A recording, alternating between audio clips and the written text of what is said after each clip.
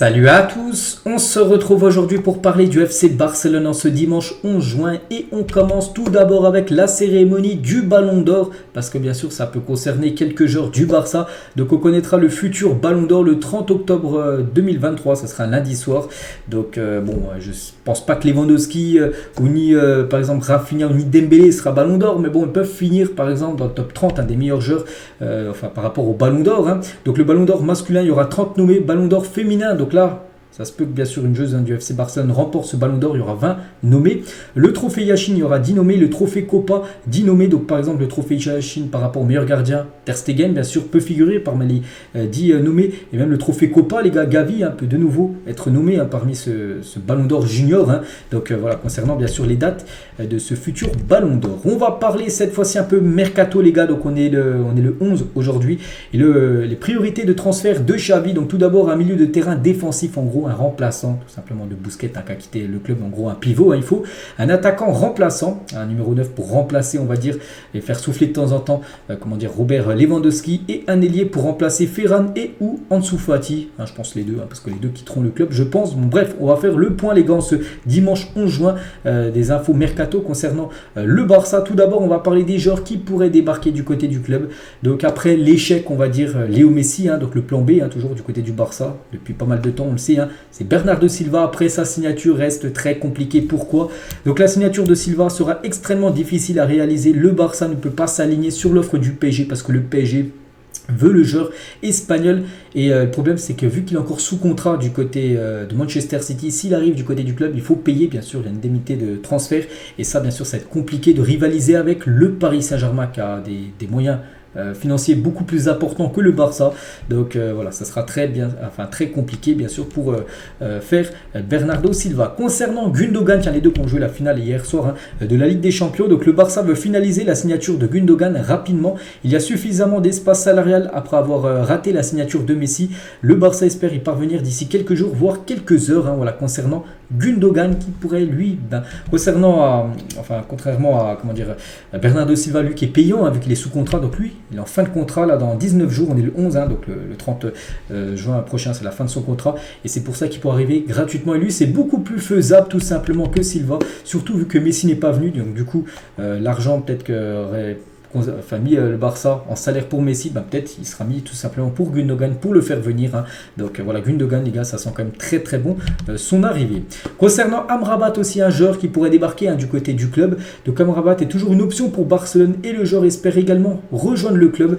Donc il faut voir les gars ce qui va être fait. Donc je sais qu'il y a aussi pas mal d'équipes dont le Bayern qui est rentré dans la course pour signer Amrabat là ces derniers jours. Il faut voir si le Barça peut faire tout simplement Amrabat, mais le joueur lui est vraiment ok pour venir du côté de Barcelone. Concernant Kimmich, Xavi il avait dit sur Kimmich, je lui ai parlé à un événement au Qatar, il m'a dit qu'il était fan de moi, et bien sûr Kimmich a envie de venir du côté du Barça. Après le problème ce qui peut coincer, c'est son club, tout simplement du Bayern Munich, parce que le Bayern ne souhaite pas du tout lâcher l'un de leurs meilleurs joueurs bien sûr en parlant de Kimmich. Après s'il fait du forcing, pourquoi pas, comme l'avait fait Lewandowski la saison dernière pour venir du côté du Barça. S'il fait la même chose Kimmich, peut-être le Bayern n'aura pas le choix de le lâcher, et le Barça bien sûr serait très content de l'accueillir. Concernant Victor Roque, voilà, comme on a dit, Lewandowski a besoin d'une doublure en attaque. Donc Aubameyang, il y a beaucoup de noms qui ont été cités, dont Victor Roque, donc il va coûter cher.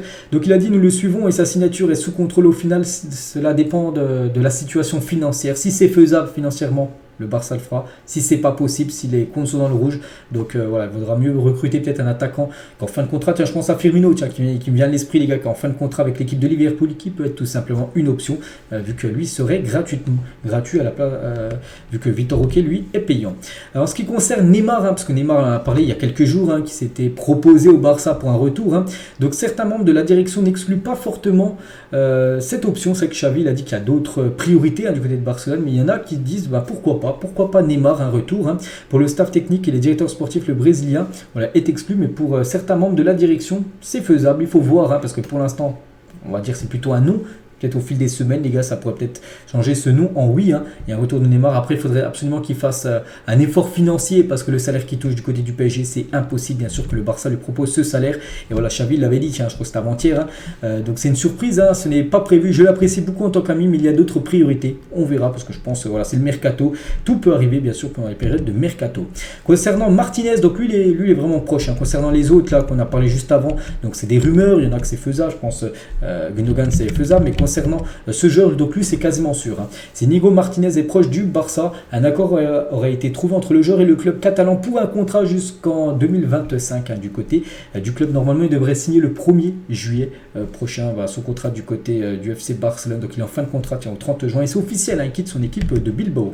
Concernant aussi ce joueur, les gars, c'est Gabri Veiga qui avait marqué un doublé lors du dernier match du championnat contre le FC Barcelone. Le Barça a perdu 2-1.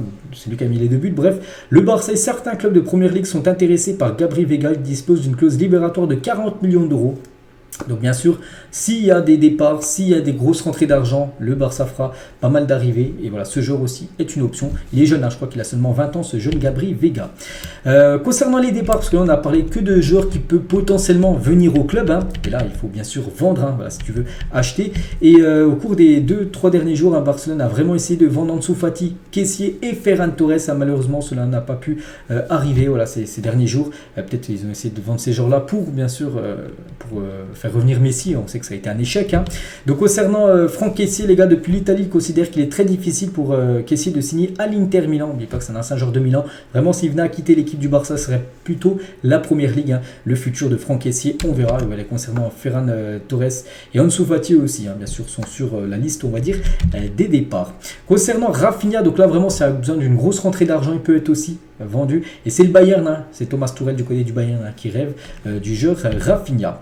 Et le Barça écoutera les offres pour Rafinha qui atteignent au moins 70 millions d'euros. Pareil pour Christensen aussi, ce joueur qui est arrivé gratuit. Imaginez les gars, Christensen qui est arrivé gratuit l'été dernier. Imaginez, le Barça il va le vendre 70 millions d'euros. Ce serait un plus 70 par rapport à un achat-revente.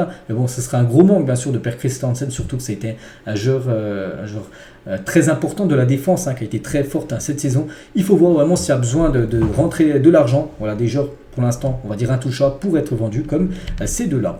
Lui, les gars, devrait quitter le club. C'est Akomatch signé avec Villarreal pour 4 ans et aura une clause libératoire d'environ 15 à 30 millions d'euros de plus. Un joueur du Barça Athletic à l'équipe B devrait rejoindre l'équipe de Villarreal, l'équipe première, et jouer peut-être contre le Barça saison prochaine.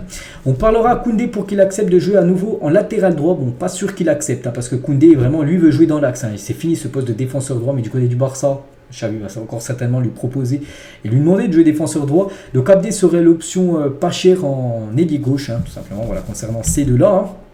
Concernant Dembélé, les gars, la première réponse de Dembélé à la proposition de contrat de Barcelone a été très positive. Il est ravi au club, les marges de son salaire et sa clause libératoire doivent être bonifiées.